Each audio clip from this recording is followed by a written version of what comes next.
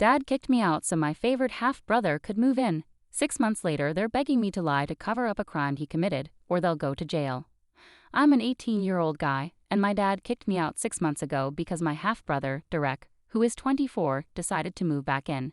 Derek didn't want to rent his own place like most people do, so he wanted to live with my dad instead. To give some background, Derek is my dad's son from a previous relationship.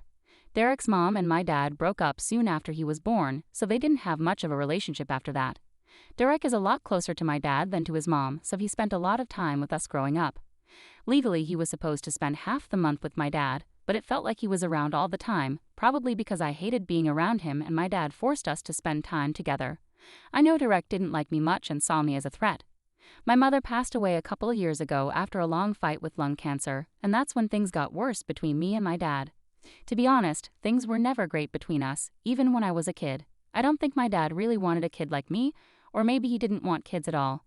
He always treated me strangely and made me feel like he didn't want me around. He was often mad at me and would yell at me for the smallest things. He never showed me any affection, and when I tried to get close to him, he was always cold. But with Derek, my dad was totally different. When Derek was around, my dad acted like the best father in the world and did all the things I wished he would do with me. He forced Derek and me to spend time together, even though it was clear that neither of us liked each other. Derek didn't like me because he saw me as a threat, and I didn't like him because he always bullied me when we were kids. He constantly picked fights and pushed me around just because he could. He knew he could get away with it because my dad never said a word against him. Whenever I complained to my dad about Derek being rough, my dad would tell me to suck it up and deal with it, saying that's how boys were supposed to play. He didn't want me to grow up to be a wimp. So I eventually learned to just let it happen and never fought back. I didn't want to make my dad angry, and I knew that fighting with Derek would definitely make him yell at me. It didn't matter if Derek was causing trouble for me or not. If we fought, I was always the one in the wrong. My dad never cared about what really happened. I was always the bad guy. It was clear that he had a favorite, and it wasn't me. Not even for a second did my dad find it odd that Derek was picking on me, even though I was 6 years younger than him.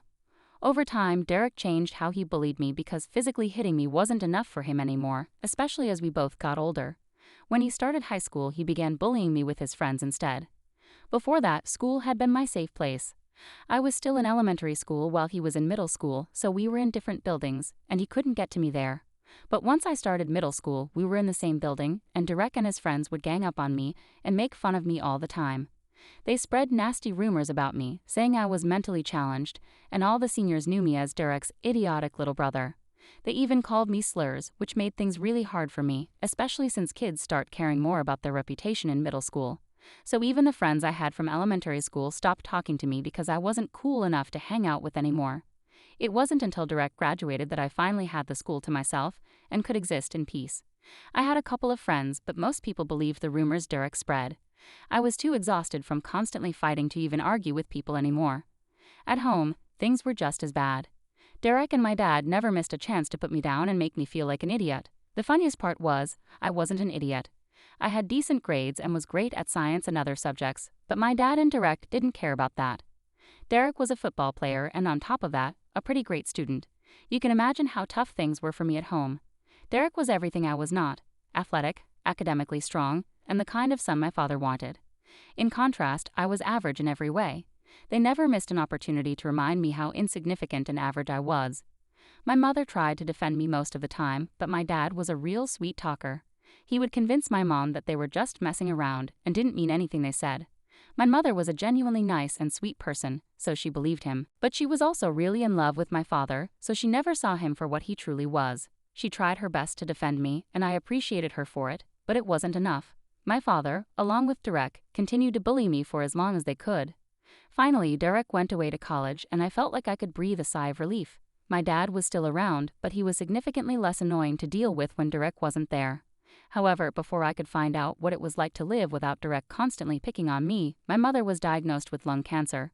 It was incredibly difficult for us to come to terms with it because it felt like our world had shattered. The only thing my father and I had in common was that we both loved my mother dearly, so her diagnosis really broke us both. But instead of making our family stronger, my dad decided to make the worst of the situation. My mother was already suffering, but instead of my father and me putting on a brave face for her, he started distancing himself from her even more. Before, he would at least speak to me, even if it was to criticize me, but after my mom's diagnosis, he stopped doing even that.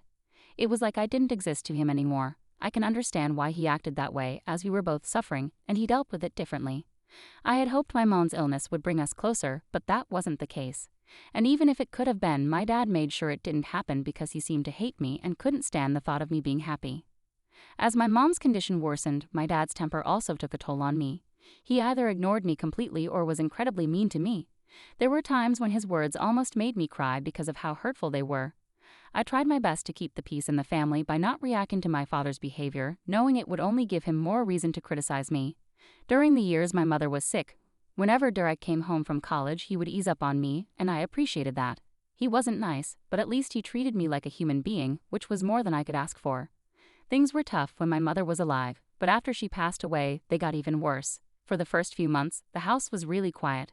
I ended up doing all the chores while my dad just seemed distant. He went to work, came home, and ate dinner, but that was about it. I was worried about him and tried reaching out to my grandparents, telling them I thought my dad might be depressed, but they didn't take me seriously. They either didn't care enough about their son to check up on him after the funeral, or they just didn't like me, just like my father, and didn't want to listen to me. After a few months passed, my father started to return to his normal self. Sadly, that meant he started binge drinking and making me feel awful about myself again. He constantly ordered me to do chores around the house, which was exhausting because I was also going to school. I had to take over all the work my mother used to do before she got sick. Even when she was ill, my dad and I managed to handle everything. But after she passed away, all the responsibility fell on me. I couldn't argue because my dad would say I wasn't bringing in any money, so I had to do all the work to live there. It was really hurtful, but I had nowhere else to go, so I had to put up with it. For the longest time, the only thing I looked forward to was going to college. That would mean finally getting away from my father and not having to come back home. I didn't even consider it home anymore because once my mom was gone, it didn't feel like home to me. I could have moved in with my mom's parents after she passed away, but they live far away and I still had a year of school left, so that wasn't an option. Then a couple of months ago, my dad kicked me out when he found out my half-brother, Derek, was coming home. I ended up moving in with my grandparents. Derek went to college a few years back and never came back to live here. He got a job where he studied and stayed there with his girlfriend, who wanted to build a life away from home. They got married 2 years ago because she was pregnant. They had just graduated when they found out, and it seemed like perfect timing, so they decided to get married. Surprisingly, I was invited to the wedding, and for that one day, Derek didn't bully me. My mother was also there despite her condition, because everyone liked her, even though Derek wasn't particularly close to his own mother. She wasn't a good mom. She didn't care much about her child or having a relationship with him. By the time Derek got married, she was already in her 4th marriage, and it seemed like her goal in life was to be rich.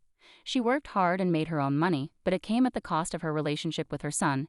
Maybe that's why Derek was so attached to our father. He pretty much only had one parent who cared about him, and of course he didn't want to share that parent with me. Anyway, Dad got married, and soon after, he had a kid as well. They've been living happily there for the past 2 years, but for some reason, 6 months ago, they decided to move back. Dad just told me about it like 2 weeks before Derek was supposed to come home.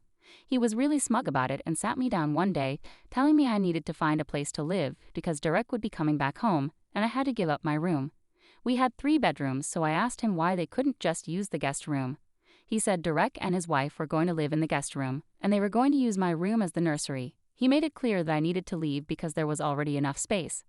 I was almost an adult in just a few months, so I felt it was unnecessary and selfish of my father to demand that I leave the house just because he wanted to move back with his family. I tried to argue with him, but he wouldn't listen. He gave me 2 weeks to leave, threatening to call the police if I didn't. I knew there might be a legal way to fight this, but I was too panicked to think clearly. I didn't trust my father and worried he might kick me out without warning. So I rushed to find a place to live and ended up moving in with my grandparents, even though they lived far away. I still had to go to school, but there were only a couple of weeks left, so I took the risk. Within days, I moved out because I didn't want to be there when Derek returned home with his wife and child. My father didn't seem to care when I left and didn't even say goodbye the day I packed up. My grandparents came to pick me up, but I told them not to confront my father because it wasn't worth the drama. It's been 6 months since then, and I've been living with my grandparents. I haven't talked to my father since he kicked me out, and I don't plan to. College is starting soon, and that's all taken care of. I have no reason to speak to my dad or Derek again. Unfortunately, they were the ones who reached out to me because something had happened, and they needed my help. They visited me a couple of days ago, which surprised me because I hadn't expected them to contact me. Despite my surprise, my grandparents let them in, and I decided to talk to them because they seemed desperate. I learned that Derek had returned with his family because he lost his job and was struggling to pay rent. It was a tough decision for him to come back home.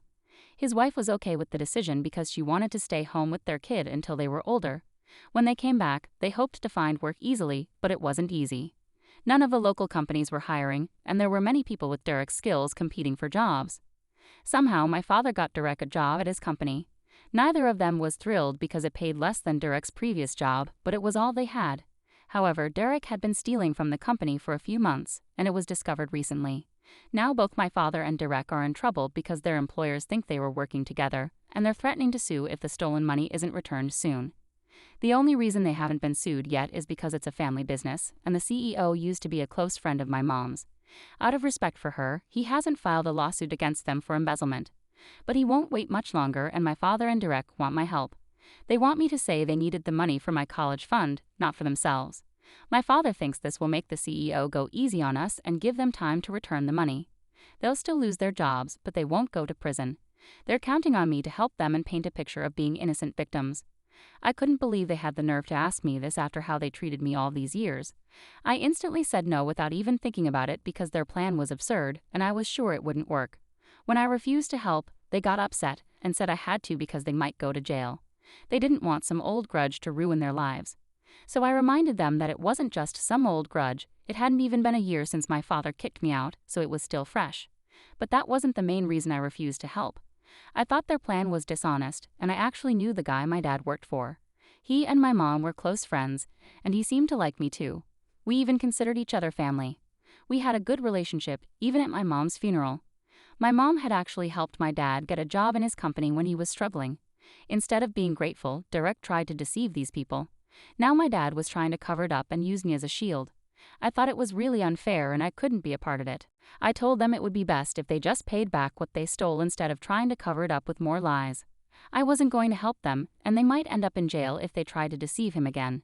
They should be grateful for the chance to pay back the money and avoid a lawsuit that they would definitely lose, and that could ruin their future. They didn't realize how much easier things were for them now and how complicated they could get if they went through with their plan. I tried to explain, but my dad got angry and said he didn't want a lecture from me. He said if I wanted to help, I had to agree to their plan instead of giving useless advice. I refused, and to my surprise, my dad started crying. It was uncomfortable because I'd never seen him cry before. He said he was counting on me because I was his son, and despite our past, he would have helped me in a similar situation. He expected the same from me because this was serious, and he didn't want to go to prison. Derek also pleaded with me to help because he knew I was well-liked among my mom's friends and the only one who could help them. With my mom gone, I was their best hope, and they were relying on me. It was tough, but I had to say no. I urged them to come clean and pay back the money they owed. They got upset and accused me of betraying them because they used to bully me when I was little. They were disappointed with how I was handling things. They left, but I can't stop feeling guilty. I keep picturing them in jail. It doesn't feel right, but I don't want to do something illegal and wrong. It would disrespect my mom because I'd be using her friendship to manipulate her friend. I'm really confused about what to do. Time is running out because my dad and Derek need to pay back the money soon. I made a decision. I won't help them. It's not just wrong. It's also against the law, and I don't want to be involved. If my dad and Derek want to avoid jail, they'll have to figure it out themselves. They're not in serious danger. They can repay the stolen money and fix this without ruining their reputation. They have a chance to make things right, so I shouldn't feel guilty. Most of the comments here agreed that I should stay out of this mess. My father and Derek's actions are terrible, and I couldn't live with the guilt like they could. We're not the same, and I don't want to be part of it. That's why I've decided to stay away. If they try to contact me, I'll block them. They're already blocked everywhere, but they might try to reach me through different means. My grandparents support my decision because it's their mess to clean up. It doesn't make sense to expect anything from me after how they treated me. Update 2. Today my father texted me, just like I expected. It's been 8 days since he last visited, and we haven't talked since. He used a different number to call me, and I accidentally answered. When I heard his voice, I hung up, but I didn't block him fast enough, so he texted me. He said he knew I didn't want to talk about it, but he and Derek were in big trouble. Their boss was pressuring them to return the money they took or face a lawsuit. I felt guilty, but I texted him back saying I wouldn't help. I suggested he find another way to return the money instead of avoiding the problem. Then I blocked him. I hope he understands my decision and does the right thing. I don't want my father to end up in prison. Update 3. I haven't heard from my father yet, but my grandparents spoke with my mom's friend, the CEO. We hadn't contacted him earlier because he's busy, but we needed to know what was happening. Talking to my father or direct wasn't an option. My grandpa talked to him, and he said he would file a lawsuit if he didn't get the money back in a couple of months. He respected his friendship with my mother but couldn't forgive the debt. I respected that. He was being more forgiving than most would be. He even apologized to me, but I said it was okay since I don't live with my father anymore, and he deserves this. We're not sure what will happen, but I think my dad is smart enough to realize he needs to pay back the money to avoid jail. It might take some time, but I'm confident they'll figure it out, so I'm not too worried. I also talked with my mom's friend, and he said my mom had spoken to him before she died. She said if I ever needed a job or wanted to intern somewhere for quick cash, his door was always open. It's nice to know my mom is still looking out for me even after she's gone. It makes me happy.